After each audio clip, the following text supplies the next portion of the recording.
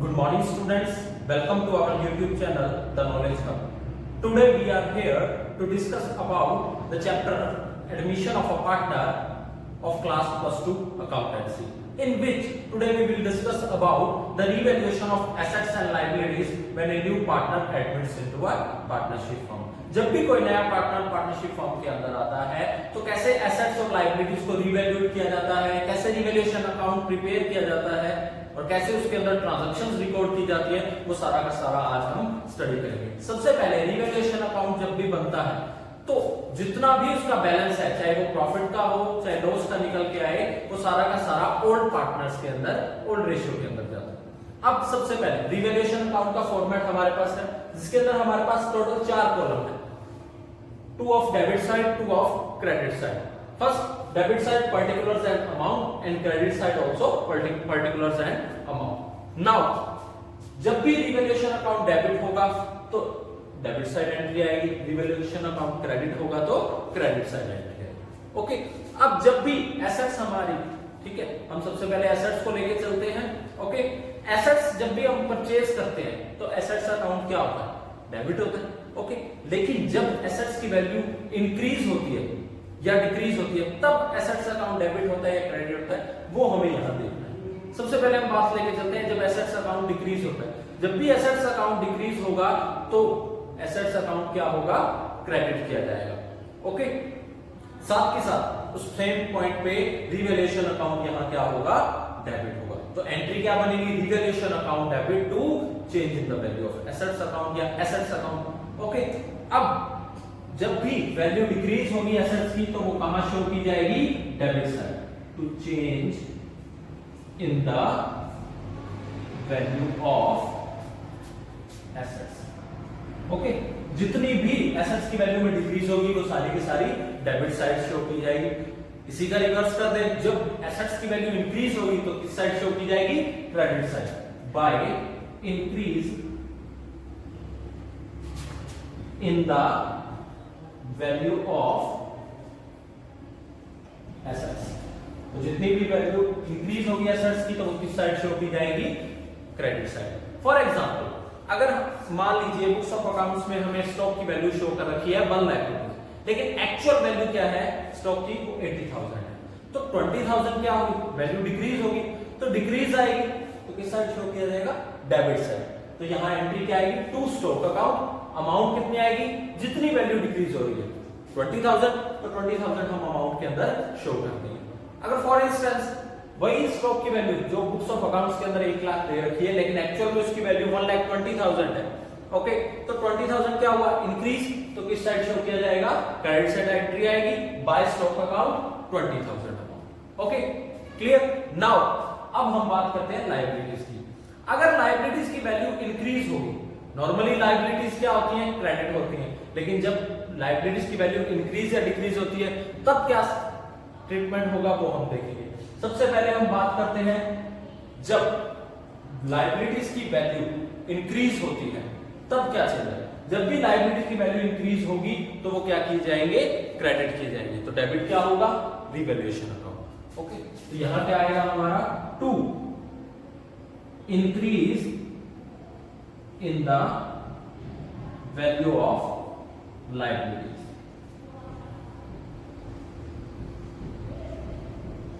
Okay, now अब अगर liabilities की वैल्यू डिक्रीज हो रही है तो किस साइड शो किया जाएगा?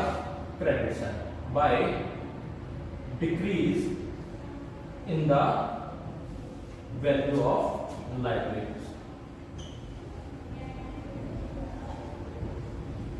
एक चीज हमेशा याद रखना, जितना भी चेंज होगा वैल्यू के अंदर सिर्फ वही रिकॉर्ड किया जाएगा, टोटल वैल्यू लायबिलिटी या एसेट्स की हमें नहीं लेके चलनी है। अब लायबिलिटीज की बात करें, हम क्रेडिटर्स लेके चलते हैं। For example books of accounts के अंदर क्रेडिटर्स की वैल्यू शो कर रखी है 50,000, लेकिन एक्चुअल में क्रेडिटर्स की वैल्यू क्या है? 60,000। तो 10,000 क्या हो रहा है? इंक्रीज हो रही है क्रेडिटर्स की वैल्यू, तो किस साइड शो की जाएगी? Debit side, to creditors account 10,000। लेकिन वहीं अगर 50,000 एक्चुअल में वैल्यू नहीं है बुक्स ऑफ अकाउंट्स के अंदर, 50,000 शो कर रखी है लेकिन एक्चुअल में वैल्यू क्या है? 30,000 है, तो 20,000 का जो डिक्रीज हुआ है वो किस साइड आएगा? Credit side, by creditors account 20,000. So here is the treatment of assets and liabilities when their values change and recorded in revaluation account. अब बात करते हैं हम, कई बार क्या होता है कि कुछ लाइबिलिटीज या कुछ एसेट्स अनरिकॉर्डेड रह जाते हैं। हमारे एक्चुअल में तो वो एसेट है लेकिन हमने बुक्स ऑफ अकाउंट्स के अंदर रिकॉर्ड नहीं कर रखा, या एक्चुअल में लाइबिलिटी है लेकिन हमने बुक्स ऑफ अकाउंट्स के अंदर रिकॉर्ड नहीं कर रखी है। तो उस केस में क्या होगा, जितनी भी अनरिकॉर्डेड लाइबिलिटीज हैं वो किस साइड शो की जाएंगी, डेबिट साइड, क्योंकि लाइबिलिटी क्या हो रही है, इंक्रीज हो रही है। और जितनी भी अनरिकॉर्डेड एसेट्स हैं वो कहां शो की जाएंगी, credit side.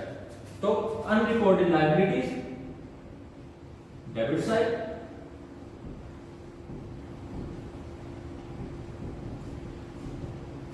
okay, and unrecorded assets credit side.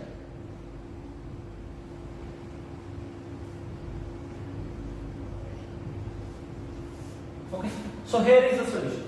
These are the main 6 transactions which are recorded in the revaluation account. ये 6 तरह की ही ट्रांजैक्शन रिकॉर्ड की जाती हैं रिवैल्यूएशन अकाउंट के अंदर। इसके बाद जितना भी बैलेंस निकलता है, चाहे वो प्रॉफिट का बैलेंस है चाहे लॉस का बैलेंस है, वो सारा का सारा कहां ट्रांसफर होगा, ओल्ड पार्टनर्स के ओल्ड कैपिटल अकाउंट के अंदर। ओके, अब सबसे पहले हमें पता कैसे चलेगा कौन सी साइड हमारा प्रॉफिट बच रहा है, लॉस बच रहा है।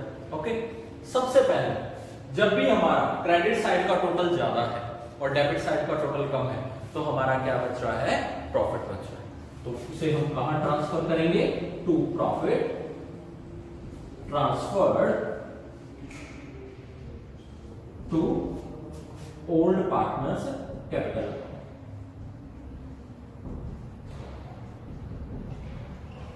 ओके, अगर डेबिट साइड का टोटल ज्यादा है, क्रेडिट साइड का टोटल कम है, तो हमारा क्या बच रहा है, लॉस बच रहा है। वो भी कहां जाएगा, ओल्ड पार्टनर्स के ओल्ड रेशियो के अंदर, by loss transferred to old partners capital.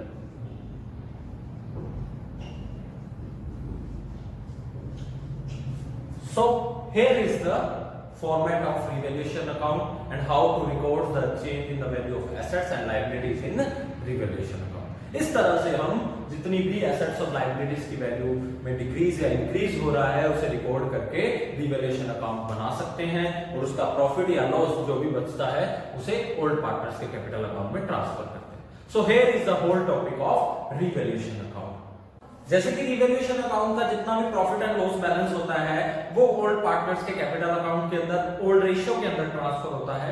वैसे ही कई बार क्या होता है कि बैलेंस शीट के अंदर, जो फर्म की बैलेंस शीट है उसके अंदर हमारे पास कुछ रिजर्व फंड या जनरल रिजर्व या प्रॉफिट एंड लॉस का बैलेंस भी बचा पड़ा हो, वो भी सारा का सारा कहां जाएगा, ओल्ड पार्टनर्स के कैपिटल अकाउंट में ओल्ड रेशियो के अंदर ट्रांसफर किया जाएगा। उसके लिए कोई सेपरेट अकाउंट या रिवैल्यूएशन अकाउंट में रिकॉर्ड करने की जरूरत नहीं है। उसके लिए जस्ट हमें क्या करना है, जनरल एंट्री पास करनी है पार्टनर्स के कैपिटल अकाउंट में। ओके, अब उसकी एंट्री कैसे पास की जाएगी वो हम देखेंगे। सबसे पहले जनरल रिजर्व। जनरल रिजर्व क्या होगा, डेबिट, क्योंकि हम ये हमारा पॉजिटिव बैलेंस होता है, प्लस बैलेंस होता है, इसलिए जनरल रिजर्व अकाउंट क्या होता है, डेबिट। Reserve fund,